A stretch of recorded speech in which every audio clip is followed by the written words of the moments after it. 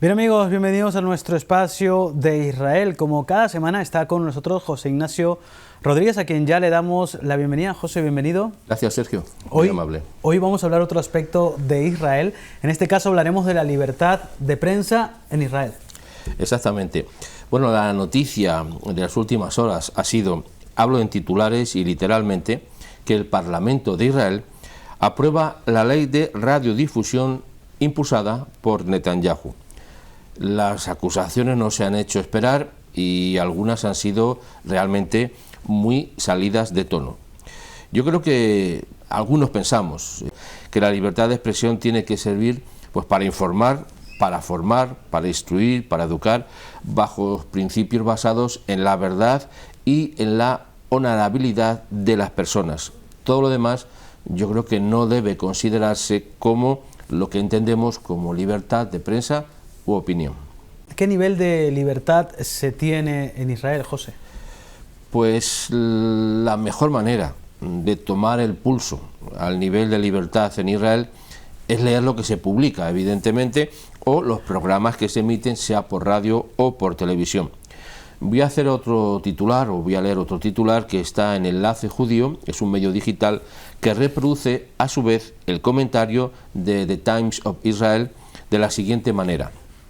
Hajin Yavin, presentador retirado en el 1977, anunció la revolución política que llevó al partido Likud de Menachem Begin al poder por primera vez. Dijo que es un crimen el capricho de un hombre que pasa por ser el primer ministro. Bueno, gruesas palabras las de este presentador contra el primer ministro Netanyahu, sin consecuencias aparentes para el comunicador y para los medios que reproducen sus opiniones. Por tanto, deberíamos considerar que hay esa libertad de prensa y libertad de opinión de una manera absoluta y sin mayor impedimento, tengamos o estemos o no estemos de acuerdo con las mencionadas opiniones. Y José, ¿se puede comparar la libertad de expresión de Israel con la de otros países? Podemos compararla en términos generales, ¿verdad? Estamos hablando del Canal 1, considerado por muchos como una voz crítica que ha mantenido, y digo esto entre comillas, una especie de monopolio de la información en Israel desde hace 49 años.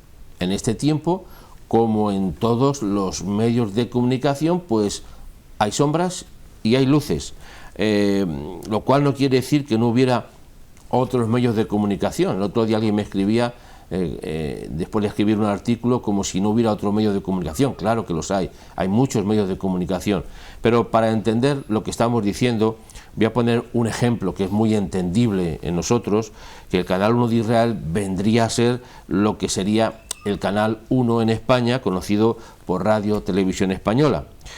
El monopolio, entre comillas, otra vez, de la información, aunque no se perciba, así está en manos de Radio Televisión Española, que es un ente público, pero que actúa supuestamente de forma independiente, aunque tiene representación de diferentes partidos políticos, que yo creo que al final es una fiscalización de la información de esos partidos y en alguna manera, y digo solamente en alguna manera, sin poner excesivas tintas en ello, es una especie de censura informática encubierta, censura de información, quise decir, encubierta, que atenta contra lo que hablamos de libertad de expresión, de opinión y de prensa.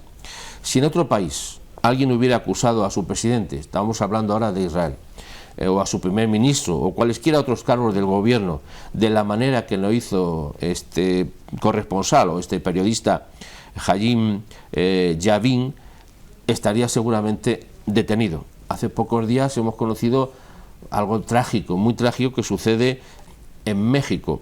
Dice otra cita literal: la violencia contra los periodistas en México alcanza una velocidad vertiginosa. En solo 48 horas, esto es noticia de hace unos días, sino de ayer, en solo 48 horas, un grupo de 7 reporteros fue retenido en Guerrero por criminales, es un estado. Este lunes, Javier Valdez, uno de los mayores especialistas en narcotráfico, fue asesinado en Sinaloa. Y la subdirectora de un diario en Jalisco fue víctima también de un atentado en el cual murió su hijo. Los periodistas se han convertido en protagonistas de la nota roja, así lo pone, en un país que ve con preocupación el repunte de los homicidios. O sea, lo que está pasando en muchos países, he puesto solo un ejemplo, que el ejemplo es en México, pero en muchos países con la libertad de prensa es terrible. No se puede comparar, por tanto, la libertad de prensa en Israel por su avanzado nivel con la que tienen otros países, que no dudo de su, no cuestiono sus democracias, sino cuestiono en todo caso la libertad de prensa que en esos países tienen. Bien, ¿y cómo podríamos entender el comentario publicado por los medios de comunicación en Israel respecto a la actuación del primer ministro Benjamín Netanyahu? Tal vez en primer lugar como una clara muestra de esa libertad de prensa que se goza en Israel. O sea, el hecho de que un medio tan relacionado en todo caso, o un medio público como es en lo que estamos hablando del Canal 1 de Israel, que pueda criticar de esa manera a su primer ministro, pues evidencia primeramente que hay una libertad de opinión y de prensa muy alta. Los medios de comunicación en Israel y los ciudadanos en general tienen un muy elevado nivel de libertad de expresión y de opinión en Israel. Los innumerables medios, es que hablo de muchos medios, ¿verdad?, y de todo tipo y de todo espectro, sea político o religioso, así lo demuestran y así lo confirman. Esa libertad es evidente. Mire, el comentario publicado sobre el primer ministro Netanyahu excede en mucho a lo que se debe considerar como libertad de expresión o de opinión. Con todo ha sido publicado. Yo creo que la libertad se mueve y va por barrios, déjenme expresarlo de esa manera, barrios ideológicos en la sociedad. La crítica destructiva se puede volver contra aquellos que la airean bajo prejuicios, sean políticos, sectarios o de cualquier otra índole.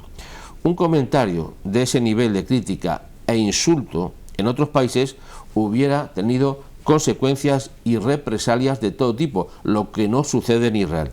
Una muestra de que en Israel la libertad de opinión y de expresión es respetada en una forma muy clara y muy notoria que debemos siempre de considerar y de exponer, porque recordemos, aunque se ha dicho innumerables veces, que en Israel es la única democracia, la verdadera democracia en todo Oriente, y yo creo que a un nivel muy alto comparado con el resto de democracias a nivel mundial. Bien, ¿y qué principios deberían tener en términos generales los medios de comunicación?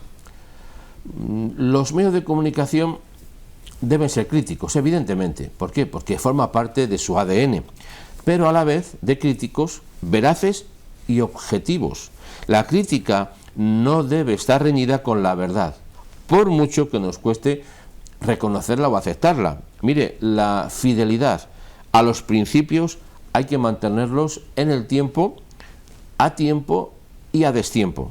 En términos generales, los medios de comunicación deben tener y mantener, ojo, tener y mantener no es igual, los principios deontológicos, o sea, unos deberes u obligaciones morales que lleven a los mencionados medios a no manipular la información y a relatar las noticias respetando, esto es muy importante, anótelo que es muy importante, el orden cronológico de los hechos. ¿Por qué digo esto? Voy a poner un ejemplo que va a ser muy clarificador. Hablo de un titular y digo, esta noche Israel ataca las instalaciones de la ONU en Gaza. Ese titular se puede ver y se puede leer en innumerables ocasiones. ¿Es cierta la noticia? Pregunto. Claro, es cierta. Pero lo que no dicen es que por la mañana Hamás en Gaza, desde esas mismas instalaciones, lanzó 5 misiles contra la población civil de Israel. Parece muy evidente, ¿verdad? O sea, ¿qué se ha jugado aquí? Se ha manipulado el orden cronológico.